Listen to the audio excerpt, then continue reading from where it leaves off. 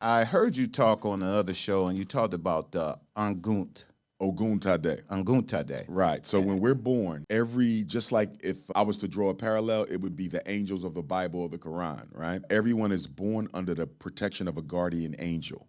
In Yoruba culture, they're called Orisha. And one of those angels would be Ogun.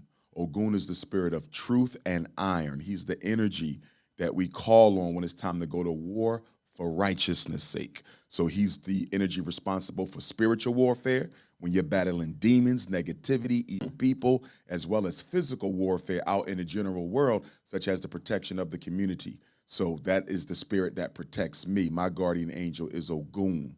There's others. There's Shango. Shango is the energy of the inner passion of transformation to go from who you are to what you're supposed to be. Shango is also the leader, and he's actually the custodian of oratory. So before I actually got my divination to find out I was a son of Ogun, as we call it, when your guardian angel, you're the son of or daughter of, they thought I was Shango because I'm an orator. He said, he's a Shango man. He got to be Shango. Shango also oversees political activism. So they said, Umar got to be Shango. And I'm a Leo. Most Shango traits are associated with Leo, but I was Ogun. And I know why, though. Because Ogun is the warrior. Shango is the leader. Although I am a leader, I'm more of a warrior than a leader. I needed Ogun to help me open up some of these doors to save our people. And the Ogun is what you believe is the spirit that protects you, the spirit that keeps you warring and fighting for the people. Yes, what sir. What made you feel as if you wanted to take that burden on? That's a huge burden for anybody to just say, hey, you know what? Because you're getting a lot of backlash. Yeah, but there's always more love than hate. It's just that the haters are more consistent. My supporters are quiet, responsible, mature. The haters are belligerent and immature. And so they have to constantly push the hate because there's so much love that if they don't stay active, it'll dissipate. So the haters are few, but they are consistent. But in terms of your question, for me, I was born into it to an extent because, not that my parents were activists, but in the 3rd grade is when I decided I wanted to be a psychologist. My father was in the Marine Corps. We lived in Jacksonville, North Carolina. That's why I decided I wanted to be a psychologist. When my parents divorced, I get back to Philadelphia. The elementary school that I attend has a Black history class. It's not district-wide, it's only my school. And so in that Black history class, that was 4th and 5th grade, so that's 9 and 10 years old, there was a Black history public speaking contest.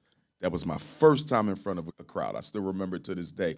And I won 1st place both years, and I never shut up since then. 6th grade, 6th or 7th, my father took me to my first family reunion, Baltimore, Maryland. I'll never forget it because I jumped in the swimming pool at the day's end, not knowing how to swim. I went in the deepest water. I said, I'm not going to be scared today. Wow. And I almost drowned. Wow. And my sister almost let me drown because I almost pulled her under.